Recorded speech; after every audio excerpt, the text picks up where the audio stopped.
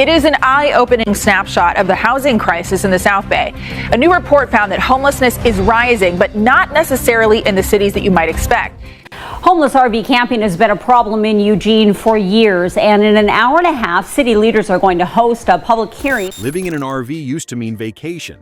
In 2026, it means survival. Teachers, nurses, families, retirees, all pushed into vehicles because housing failed them. This didn't happen overnight. It didn't happen by accident. It happened because the system found a cheaper replacement for housing. And you're looking at it. Throughout most of the 20th century, holding a full-time job mathematically meant you could afford housing. That fundamental equation has broken. By 2026, over 40% of renters in the United States are cost-burdened, spending more than 30% of their income on rent. Nearly 23% are severely cost-burdened, spending over half their income just on housing. Even households with two incomes are failing basic affordability tests. Median rent in many metro areas now exceeds $1,900 to $2,400 per month, while median wages have not kept at pace. From 2019 to 2025, rents rose roughly 35 to 40%. Nationwide, while wages rose closer to 18 to 20%. This gap is not a temporary spike. It is structural. When housing consumes most of your income, one disruption pushes you out. A medical bill, a layoff, a car repair. RVs enter the picture not as lifestyle choices, but as financial survival tools. A used RV costing $15,000 to $30,000 becomes cheaper than maintaining rent deposits, first and last month payments, and escalating renewals. Employment still exists. Housing access does not. The system now produces working, unhoused individuals, people with pay stubs, schedules, and taxes, but no lease. This is a fundamental shift. Labor participation no longer protects against housing loss, which historically defined the middle class. That social contract has collapsed. RVs did not replace housing by accident. They filled a legal vacuum. Most United States zoning codes strictly regulate permanent housing while leaving mobile dwellings ambiguously classified. RVs are often labeled temporary, recreational, or non-residential, allowing cities to tolerate them without formally approving housing expansion. Building new apartments requires years of approvals, environmental reviews, and zoning changes. Parking an RV requires far less political friction. This created a loophole. People could exist without being officially housed or officially homeless. Cities quietly allowed RV habitation because it reduced visible shelter demand without forcing new construction. In 2026, many municipalities still prohibit sleeping in cars while simultaneously lacking shelter beds. RVs slip through enforcement because they resemble vehicles, not tents. This legal gray zone became a de facto housing category. Importantly, RV living shifts responsibility from government to individual. When someone lives in an RV, they are no longer counted as needing permanent housing services. They manage their own utilities, maintenance, waste, and relocation. From a policy standpoint, this offloads costs. RVs became legal shelter not because they are safe or sustainable, but because they avoid triggering housing obligations. The system tolerates mobility over permanence. That tolerance is not compassion. It is regulatory convenience. This arrangement protects institutions from accountability while leaving individuals exposed to instability and enforcement. Housing loss did not only happen through rent increases, it happened through policy pressure. Cities raised property taxes, inspection requirements, and insurance mandates, especially on small landlords. Many landlords passed costs onto tenants or sold properties altogether. Between 2020 and 2025, tens of thousands of small rental units disappeared as owners exited the market. These were often the cheapest apartments, older buildings, duplexes, and mom-and-pop rentals. When those units vanished, tenants were not displaced by eviction notices alone, but by non-renewals and renovation exits. Code enforcement also intensified. Cities increased inspections for occupancy limits, parking compliance, and zoning violations. While framed as safety measures, enforcement disproportionately impacted lower-income renters living in shared or older units. At the same time, emergency protections expired. Eviction moratoriums ended, rental assistance dried up, and courts reopened. In many regions, eviction filings surged 30 to 50% above pre-2020 levels. The result was not mass homelessness camps. It was quiet displacement. Families moved into RVs, garages, storage lots, and vehicles to stay near work and schools. Cities did not announce a housing purge. They simply enforced rules knowing people had nowhere else to go. This displacement happened administratively, without headlines, making it easier to ignore while fundamentally reshaping who could access stable housing. This crisis is not accidental economics. It is incentive alignment. Housing became a yield-producing asset, not a living necessity. Institutional investors, private equity, and real estate investment trusts structured rent growth targets around returns, not affordability. Many large landlords now project 5 to 10% annual rent growth as part of investor guidance. That compounds rapidly. A $1,400 apartment becomes $2,100 in under a decade without corresponding wage growth. Wages, meanwhile, are constrained by labor market ceilings, automation pressure, and outsourcing. Even strong job markets cap wage growth far below housing inflation. This imbalance was not corrected. It was normalized. Local governments benefit from higher rents through increased property tax valuations. Banks benefit from higher loan balances. Investors benefit from appreciation. No dominant institution is rewarded for lowering rents. When wages fail the affordability test, people do not immediately become homeless. They downgrade shelter. RVs represent a controlled downgrade. Still private, still mobile, still functional. This is why the system allows it. RV living absorbs the pressure without forcing wage reform or housing reform. It is a pressure valve that protects the financial structure while shifting instability onto individuals. The arrangement sustains profits while externalizing human costs. That is not a market failure. That is how the system was designed to function when affordability conflicts with returns. Starter housing once bridged renters into stability. Small homes, modest apartments, low-cost units. That tier has been systematically erased. Zoning restrictions block small-lot homes and multi-unit builds in vast areas of United States cities. In many metro regions, over 70% of residential land is zoned for single-family housing only. That limits supply at the bottom. At the same time, construction costs soared. Builders prioritize luxury units because margins are higher and financing is easier. The result? New housing exists, but it is priced beyond median incomes. Existing low-cost housing was absorbed by investors, converted into short-term rentals, or redeveloped. What remained was insufficient to meet demand. By 2026, the United States is short millions of affordable units, not because people appeared overnight, but because entry-level housing stopped being built. Without starter housing, the ladder breaks. RVs become the new first rung, not leading upward but sideways.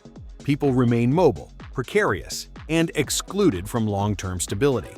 This was not a market failure, it was a policy outcome. Zoning decisions, construction incentives, and investment patterns all aligned to eliminate affordable entry points. When the bottom of the housing ladder disappears, people do not stop needing shelter. They find alternatives outside the formal system. RVs became that alternative not because they work, but because nothing else remained accessible. One of the biggest shifts behind RV living is who owns housing. Between 2011 and 2025, institutional investors increased their share of single-family rentals by well over 300% in some metro areas. In certain cities, investors now account for 25 to 40% of rental homes. Unlike local landlords, corporations operate on portfolio logic. Individual tenant stability is irrelevant compared to yield, occupancy metrics, and asset appreciation. Rent increases are automated, eviction thresholds are algorithmic, and renewals are priced to market forecasts, not human affordability. Corporate landlords also consolidate power. When a handful of firms control thousands of units, tenants lose leverage. Moving no longer creates competition among landlords because the same entities own multiple properties across regions. This ownership shift matters because corporate landlords rarely offer flexibility. Late payments, shared housing arrangements, or informal agreements, once common with local owners, are eliminated.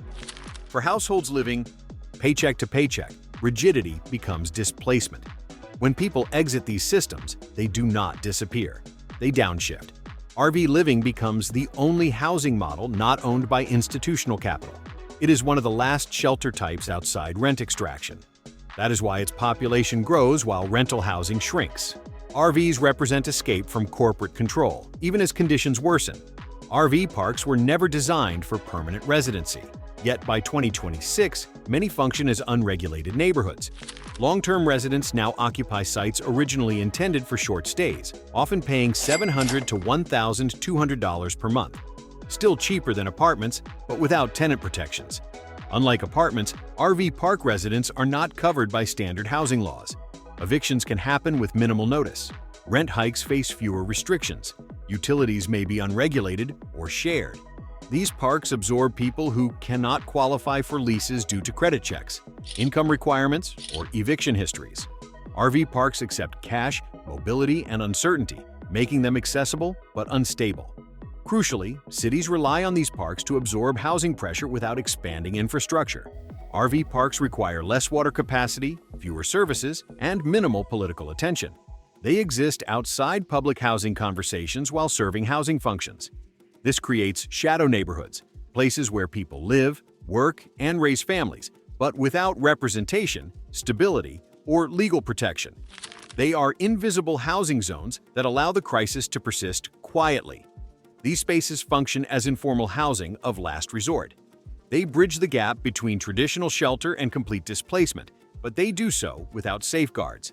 Residents exist in legal limbo, vulnerable to sudden displacement, while providing essential housing continuity. RV living reduces public responsibility. Permanent housing triggers demands for schools, roads, utilities, policing, and long-term planning. RV residents, by contrast, are transient by classification, even when they stay for years. Cities avoid expanding services because RV dwellers are not officially permanent. They pay fewer local taxes, require fewer registrations, and do not vote as a unified housing block. This makes them politically inexpensive residents. Additionally, RV displacement is easier. If enforcement tightens, cities can move people without court proceedings, relocation plans, or housing guarantees. Mobility becomes a feature, not a flaw, from an administrative standpoint. Some municipalities quietly zone RVs out of visibility while allowing them to exist elsewhere. This maintains appearances without solving root causes. In effect, RV living becomes outsourced housing policy. Cities manage optics, not stability. The system favors short-term management over long-term solutions. This arrangement suits municipal budgets. RV dwellers require minimal infrastructure. Investment while creating minimal political pressure. They remain outside formal housing counts, invisible in planning documents, and easy to relocate when visibility becomes problematic. The system treats their presence as temporary even when duration extends for years. This allows cities to avoid confronting housing shortages while maintaining the appearance of control. The cost savings are immediate. The human cost is deferred and dispersed. Traditional poverty metrics rely on addresses, leases, and utility records. RV living disrupts those metrics. People may be employed, insured, and functional, yet lack permanent shelter. This creates mobile poverty. Individuals who are economically active but structurally excluded. They move to avoid enforcement, chase jobs, or access utilities. This mobility fragments healthcare, education, and employment continuity. Children struggle with school enrollment. Adults face difficulties with mail, banking, and documentation. Medical care becomes episodic. None of this appears in standard homelessness counts. Mobile poverty is cheaper to ignore than traditional homelessness. It lacks visible camps and formal claims, but it produces long-term instability, stress, and downward mobility. RVs mask poverty by making it movable. That makes it easier for the system to tolerate. This form of poverty operates below official visibility. Families maintain employment and routines while living in vehicles, making them invisible to services designed around fixed addresses. They exist between categories, not homeless enough for shelters, not stable enough for traditional housing programs. The result is isolation. Mobile poverty separates people from community institutions, support networks, and civic participation. It creates a population perpetually in motion, never quite settling, never quite qualifying for assistance. This invisibility is not accidental. It serves systems that prefer problems they do not have to count. When housing shortages worsened, policy responses shifted away from assistance toward control. Instead of building housing, cities expanded parking bans, time limits, and vehicle ordinances. Funding flowed into enforcement, tow trucks, citations, surveillance, and sweeps, rather than shelters or affordable construction. These measures do not solve housing loss. They simply relocate it. People cycle between zones, fines accumulate, and vehicles break down. Once an RV is impounded or disabled, individuals fall into deeper crisis. Enforcement accelerates collapse rather than preventing it. This approach treats RV living as a violation instead of a symptom. It criminalizes survival without offering alternatives. By 2026, enforcement became the default housing policy, not because it works, but because it avoids addressing structural failure. Enforcement is visible action that requires no long-term commitment. It generates activity without solving problems. Politicians can demonstrate responsiveness while avoiding the costs of actual housing creation. Law enforcement budgets expand while housing budgets stagnate. The human cost is escalating instability. Each citation, each tow, each relocation degrades vehicles and exhausts resources. People lose employment when vehicles are impounded. Children miss school during relocations. Medical continuity breaks. Yet enforcement continues because it creates the appearance of management. The crisis persists, but it moves, and movement creates the illusion of control. RVs did not become popular because they are ideal. They became popular because they are temporarily affordable. In 2026, the upfront cost of a used RV often ranges from $12,000 to $30,000, while moving into an apartment can require $6,000 to $10,000 just to start, when deposits, first and last rent, application fees, and moving costs are included. Monthly RV expenses, fuel, insurance, site fees, and maintenance can still total $800 to $1,500. But those costs are flexible. Rent is not. When income drops, RV dwellers can relocate, downgrade locations, or temporarily boondock. Renters cannot renegotiate leases at that speed. This flexibility is what keeps RV living viable, for now. But costs are rising. RV park rents have increased sharply. Insurance premiums climbed. Fuel volatility adds instability. Repairs are unpredictable. What looks cheaper is actually risk-shifted. The affordability of RV living exists only because it transfers risk from institutions to individuals. When something breaks, there is no landlord. When prices rise, there is no protection. RVs are not cheaper housing. They are housing without safeguards.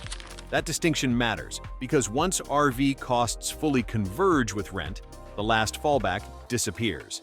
Housing affordability is not just about rent. It is about total cost of living. From 2020 to 2026, utility costs surged nationwide. Electricity rates rose sharply in many states.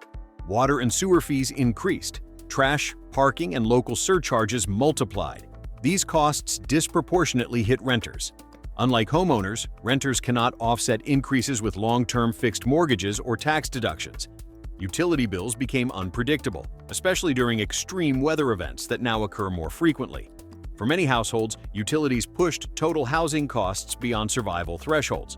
A rent that once consumed 30% of income ballooned to 45% once utilities were included. That margin collapse forced people to exit traditional housing, not because rent alone was unaffordable, but because the total package was. RV living externalizes utilities. Power becomes optional through generators or solar. Water usage becomes minimal. Waste is self-managed. These reductions are not comfortable, but they are controllable. When systems price people out indirectly, they do not appear to cause homelessness. They simply make fixed housing untenable. RVs absorb that pressure quietly, making utility inflation an invisible driver of displacement. This indirect pricing matters because it shifts blame. Landlords can claim rents are stable while total costs explode. The displacement appears voluntary rather than forced. This crisis is often framed as affecting single adults. That is misleading. By 2026, families with children and seniors on fixed incomes increasingly rely on RV living. Retirees saw housing costs rise while Social Security adjustments lagged behind real inflation. Downsizing from apartments or homes into RVs became the only way to stay solvent without re-entering the workforce. Families face different pressures. Childcare costs, healthcare expenses, and education disruptions collide with housing instability. RV living becomes a compromise to keep children enrolled in the same schools or close to employment hubs. This is not transient living. It is survival continuity. Parents choose RVs to preserve routines, even as living conditions degrade. Because these households do not fit traditional homelessness definitions, they are excluded from aid. They are housed enough to be ignored, but unstable enough to be constantly at risk. The RV population now includes demographics the system was never designed to fail. That is what makes the shift dangerous. When families and seniors enter RV living, it signals systemic collapse, not individual failure. These are populations traditionally protected by social safety nets. Their displacement reveals how thoroughly those protections have eroded.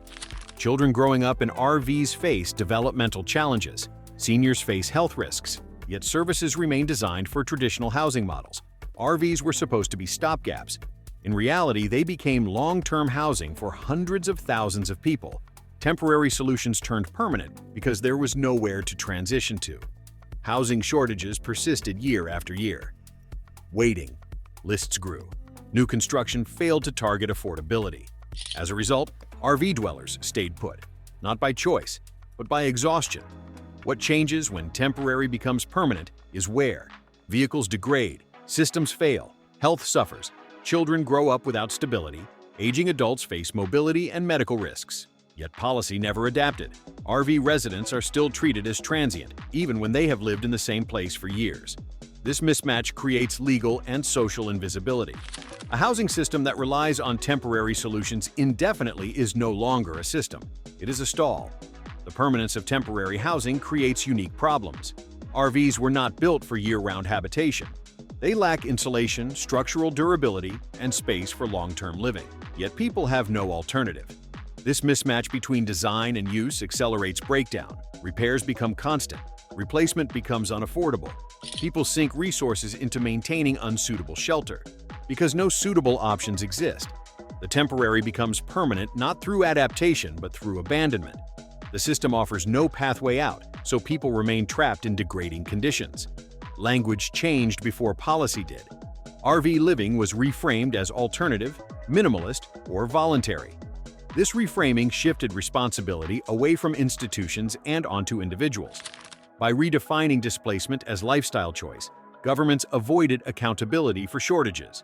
Media narratives followed, emphasizing freedom over necessity. But choice requires options. For many RV dwellers, there are none. Reframing allowed the crisis to continue without triggering emergency response. It dulled urgency while conditions worsened. This was not denial, it is strategic normalization. The language shift matters because it changes political response. When RV living is voluntary, it requires no intervention. When it is displacement, it demands action. By controlling the narrative, institutions control the obligation to respond. This reframing appears in media coverage, policy documents, and public discourse. RV dwellers are portrayed as adventurous, minimalist, or free-spirited. Their economic desperation is erased. Their lack of alternatives is ignored. The result is compassion without action. People sympathize with RV dwellers while supporting policies that perpetuate their displacement. The crisis becomes a story about lifestyle rather than failure. That narrative protects the system from accountability. It allows housing shortages to persist while maintaining the appearance of individual agency. The reframing is complete when people believe the crisis is a choice. Every system that persists benefits a group. In this case, the beneficiaries are investors, municipalities, and financial institutions. RVs absorb housing demand without requiring new construction. Investors maintain pricing power. Cities avoid infrastructure expansion. Banks continue financing high-yield assets. The cost is instability for workers, families, and retirees. RV living did not replace housing because it works. It replaced housing because it protects the system from reform. That is why this was not an accident. The beneficiaries are clear. Real estate investors profit from scarcity. Municipalities reduce service obligations. Financial institutions maintain asset values. Each group has incentive to preserve the current arrangement. RV dwellers, meanwhile, absorb all the risks. They manage their own infrastructure. They accept instability. They move when enforcement demands it. They exist outside the formal economy while supporting it through labor. This arrangement is sustainable only for those who profit. For those living in RVs, it is precarious and degrading. But the system does not require their comfort. It requires their compliance. As long as RV living absorbs displacement without triggering reform, it will continue. The crisis persists because it serves institutional interests. Housing instability is not a failure of the system. It is the system functioning as designed. That is the truth no reframing can erase. When a country replaces housing with vehicles, the crisis is no longer hidden. Reporter Joe Little shows why a lot of people in RVs and trailers will have to find a new place to park. If you're living in an RV right now, this video could explain why your life is about to get a lot harder. In 2026, at least 15 laws quietly changed, and together they're dismantling RV life piece by piece. Parking rules, inspections, power hookups, even whether your RV can legally exist. None of this was voted on loudly, and once these rules hit your city, it's already too late. In 2026, updated electrical safety standards quietly took effect that fundamentally changed how 30-amp and 50-amp RVs connect to campground power systems. The stated goal is fire prevention and better load management, but the real-world impact falls hardest on older RVs built before modern surge protection, grounding standards, and arc fault expectations became common industry practice. Many campgrounds, especially those upgrading their infrastructure, are now installing new electrical pedestals with stricter automatic fault detection. These advanced systems can immediately shut off power if an RV's internal wiring does not meet updated grounding or polarity standards. RVs manufactured 10 to 20 years ago are the most affected. Owners arrive at campgrounds, plug in their rig, and the pedestal immediately trips offline, leaving them without any electrical power. The financial impact adds up extremely fast. Quality electrical adapters, surge protectors, or comprehensive electrical management systems now cost $200 to $600. And in more serious cases, full electrical panel upgrades can easily exceed $500 to $3,000. Campgrounds are not legally required to provide legacy hookups for older RVs, and many now explicitly state no guarantee of electrical compatibility in their updated 2026 policies and reservation terms. This electrical change affects far more than casual weekend travelers. Industry estimates suggest approximately 60% of RVs currently on American roads are over 10 years old, and many full-time RV residents rely on these older rigs because newer models cost $120,000 to $300,000. Losing access to electrical hookups means losing refrigeration, climate control, medical equipment power, and basic livability. As of January 1, 2026, California enacted a major land use change allowing limited, low-impact RV camping on agricultural land, including working farms and ranches. On paper, this legislation appears to expand legal places where RVs can stay. But the actual reality on the ground is considerably more complex and restrictive. The new law allows short-term RV stays explicitly tied to agritourism activities, seasonal agricultural work, or direct landowner permission. However, it also imposes strict operational caps, limited numbers of RVs permitted per parcel, short duration stays, mandatory sanitation requirements, and comprehensive local government oversight with enforcement authority. Individual counties retain the legal power to impose additional rules, permit fees, and inspection requirements. For RV residents, this creates a split outcome. In some rural areas, landowners can now legally host 2 to 5 RVs at a time, offering viable alternatives to chronically overcrowded commercial campgrounds. In other counties, local governments are using this same law to actually tighten enforcement, requiring annual permits that cost $500 to $2,000 and inspections that many small landowners simply won't pursue. This legislative change matters significantly because California has one of the largest RV dwelling populations in the entire United States, with estimates consistently exceeding 150,000 people living in vehicles statewide. Traditional RV parks throughout California are essentially full, with average monthly site rates now exceeding $1,200 to $1,800 in many regions. The 2026 shift is fundamentally structural. RV camping on farmland is now explicitly regulated through formal channels, not informally tolerated through unofficial arrangements. That legal clarity genuinely helps some RV residents, but it simultaneously gives local authorities clearer enforcement tools to shut down non-compliant stays. Ventura County, California, implemented a comprehensive new ordinance in 2026 that explicitly prohibits overnight RV parking and camping on designated rural roads near agricultural zones throughout the county. Official enforcement began January 1, 2026, accompanied by permanent installation of no overnight parking signage along affected road corridors. The stated official justification includes protecting farm access routes, reducing illegal dumping and trash accumulation, and preventing long-term encampments from forming along rural roads. The practical effect is the removal of dozens of previously tolerated roadside parking corridors that RV residents, especially agricultural workers and retirees on fixed incomes, had used for years as affordable parking alternatives. Violations carry escalating financial penalties designed to force compliance. Initial citations typically range from $75 to $150, but repeated offenses can quickly lead to vehicle towing. A single tow operation often exceeds $600, with additional daily storage fees of $75 to $100 accumulating rapidly. After a short holding period, impounded vehicles may be auctioned at public sale, even when those vehicles are someone's documented primary residence. What makes this policy change particularly severe is basic geography. Ventura County sits strategically between Los Angeles and Santa Barbara, two regions currently experiencing extreme housing shortages and skyrocketing rents. RV parks throughout the county consistently report near-zero vacancy rates, and available safe parking program alternatives are extremely limited and often wait-listed for months. This is not a symbolic or loosely enforced ban. It represents a targeted, systematic removal of RVs from rural buffer zones that previously functioned as essential overflow housing. In 2026, those parking spaces no longer exist legally anywhere in Ventura County. In 2026, cities across the United States, especially concentrated in California, significantly expanded laws that allow police and code enforcement officers to ticket, tow, or forcibly remove RVs parked on public streets, even when those vehicles remain fully registered and mechanically operable.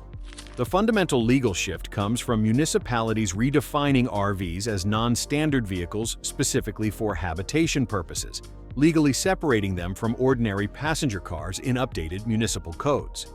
This reclassification allows cities to impose targeted nighttime parking bans, strict length restrictions, and explicit habitation prohibitions without appearing to ban vehicle parking outright.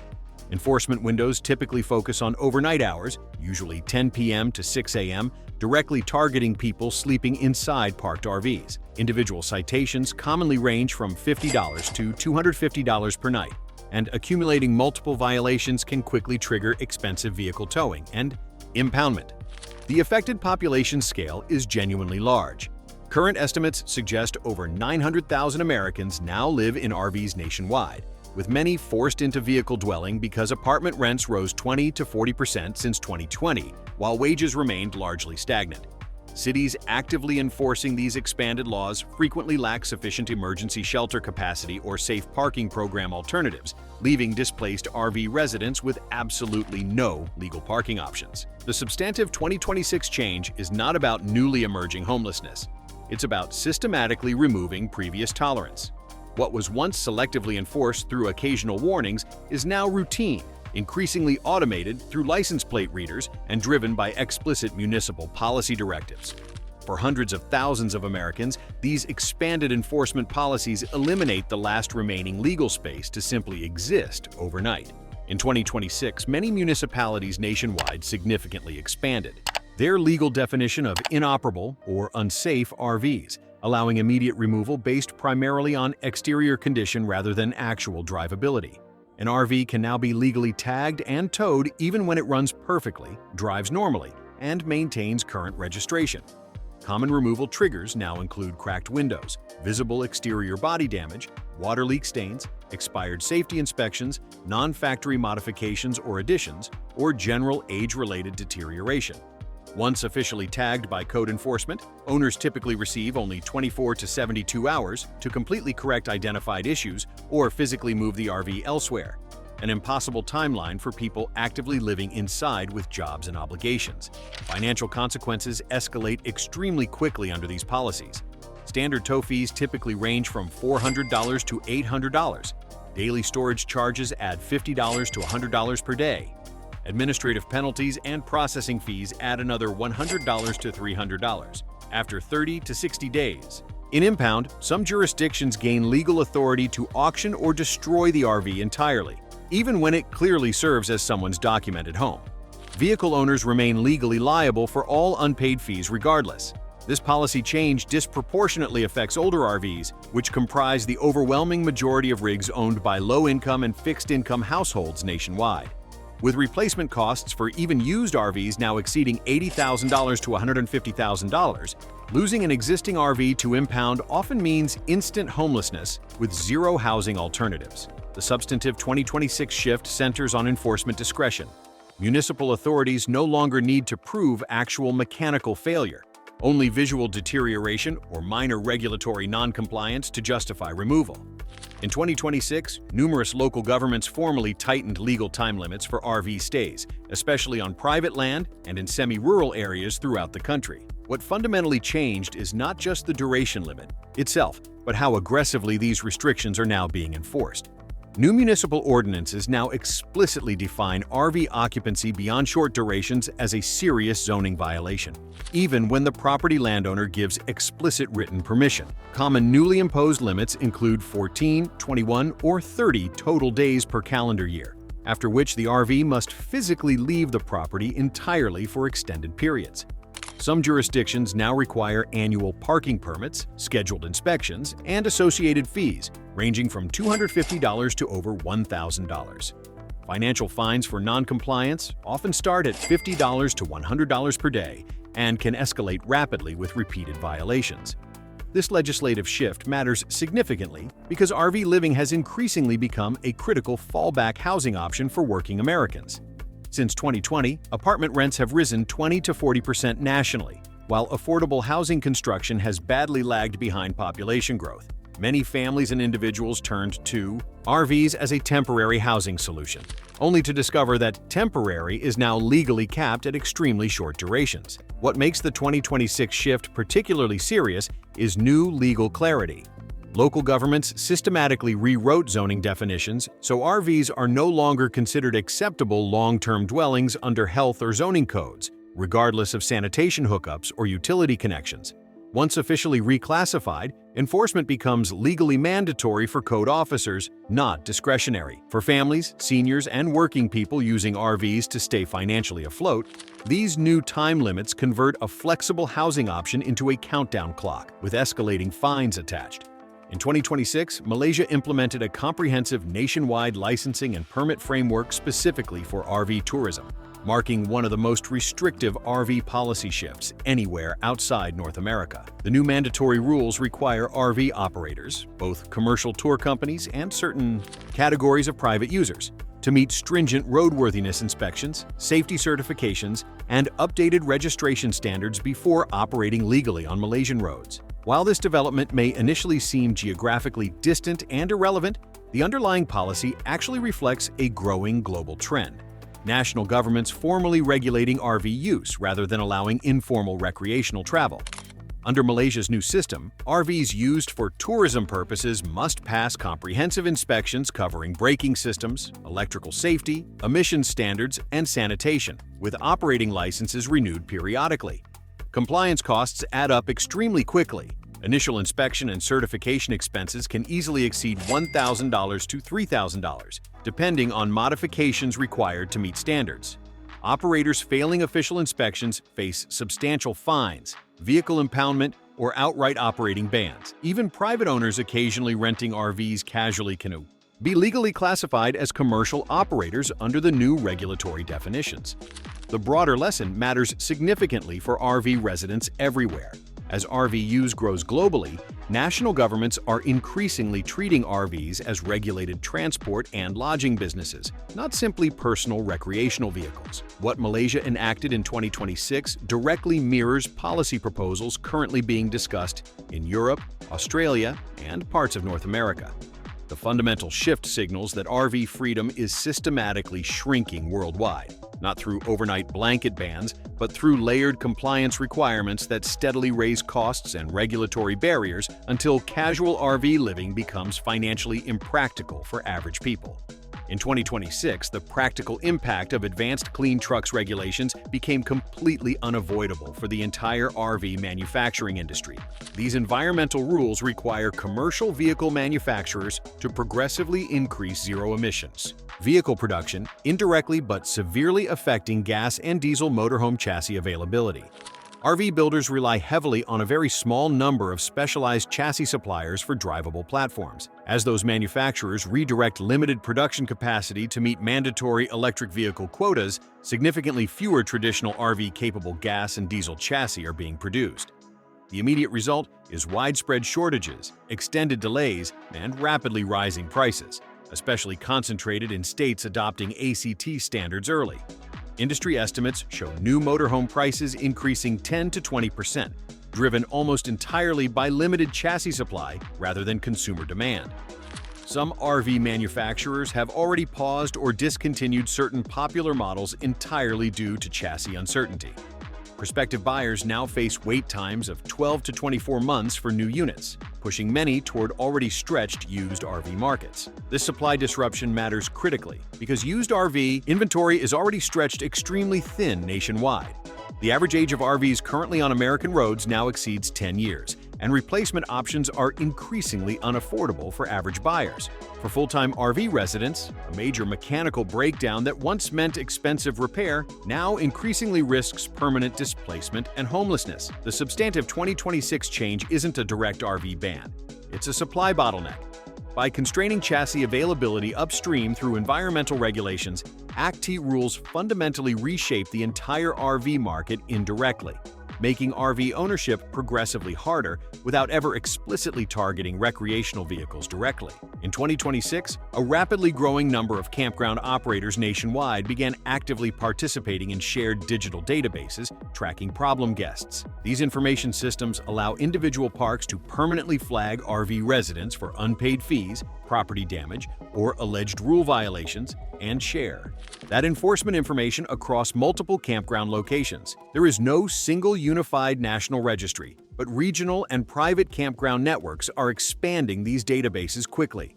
Once officially flagged in the system, an RV resident may be automatically denied future reservations without explanation. There is often no formal appeal process, and mistakes or false reports can follow people indefinitely across states. This enforcement shift matters significantly because campground access is already severely limited.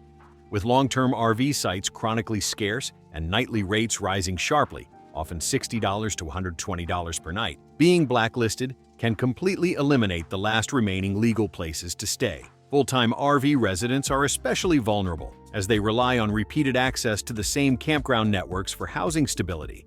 What fundamentally changed in 2026 is normalization.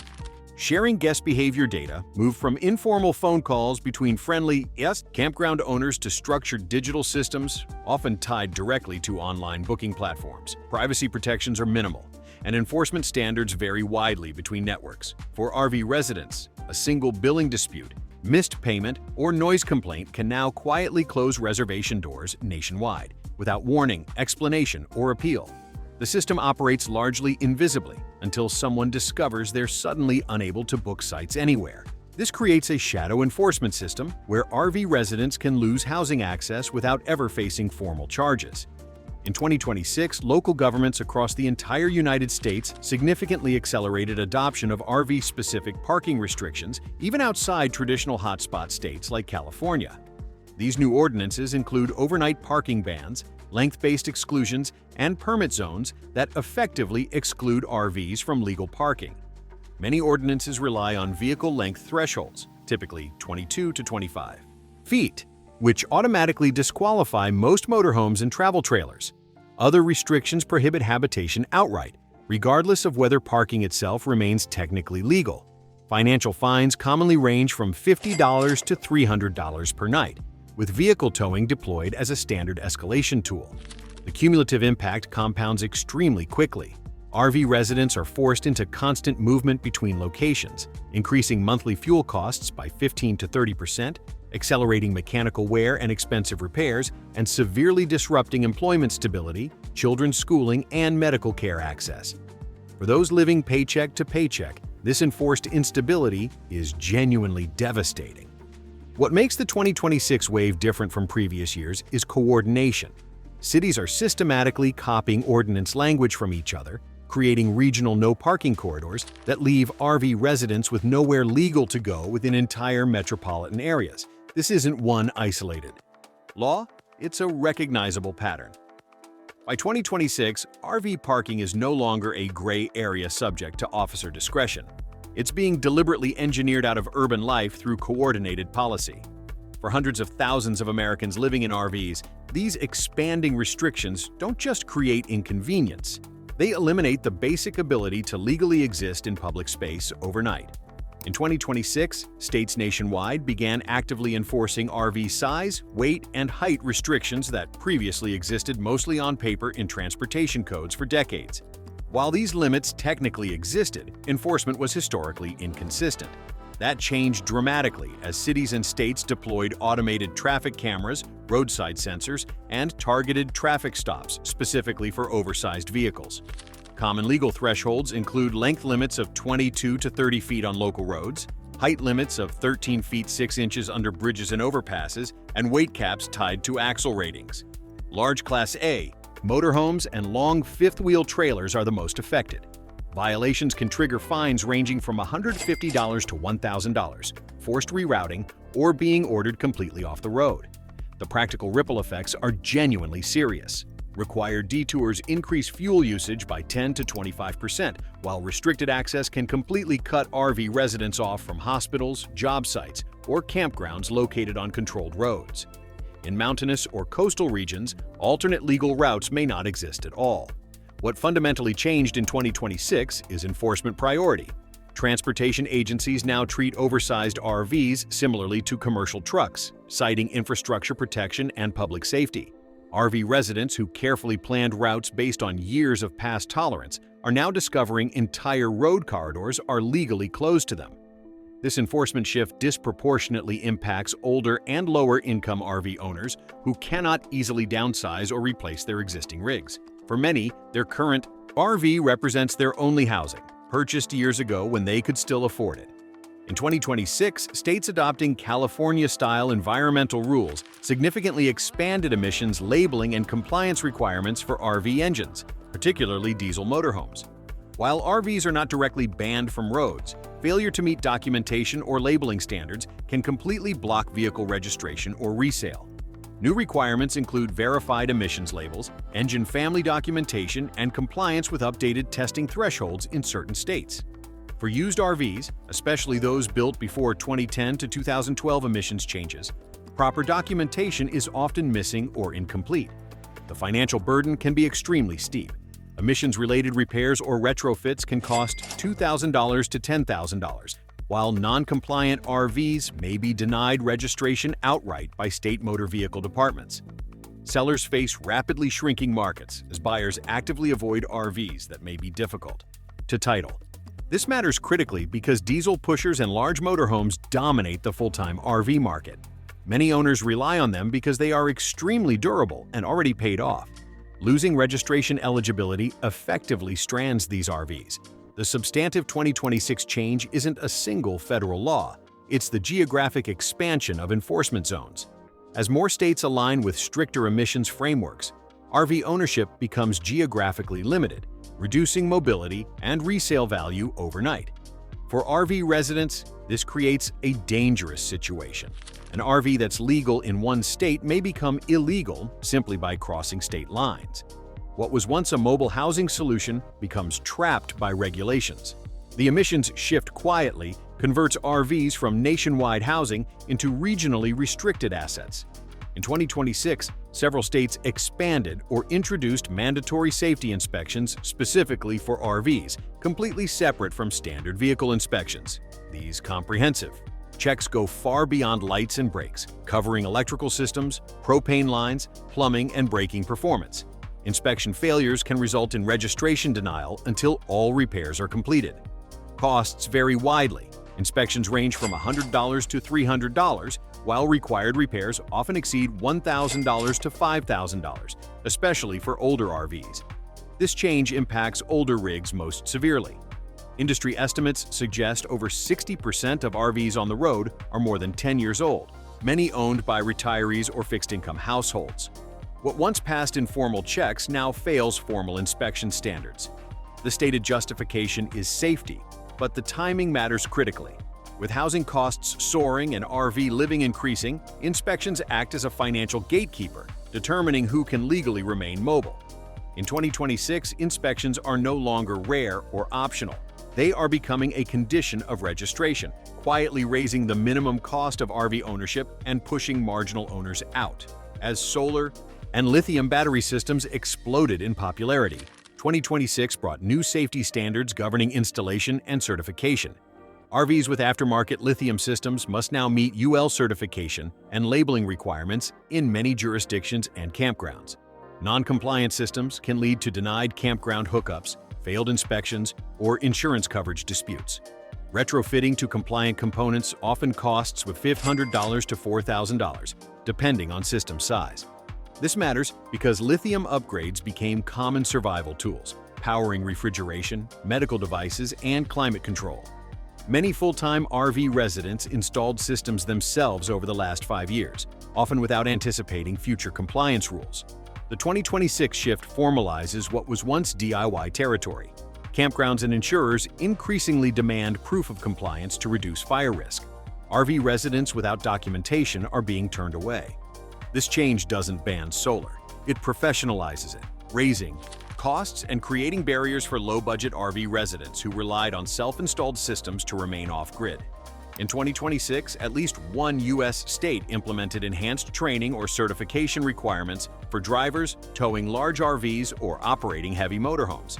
These rules target rigs above specific weight thresholds or those equipped with air brakes. Requirements may include additional testing, coursework, or endorsements. Costs range from $200 to over $1,000, depending on training depth. Failure to comply can result in citations or insurance complications after accidents. This reflects a growing concern. RV accidents involving oversized rigs are increasing as more inexperienced drivers enter RV living due to housing pressure. Rather than improving infrastructure, states are shifting responsibility to drivers. The change matters because RV driving was historically treated like standard passenger vehicle operation. In 2026, that assumption is fading.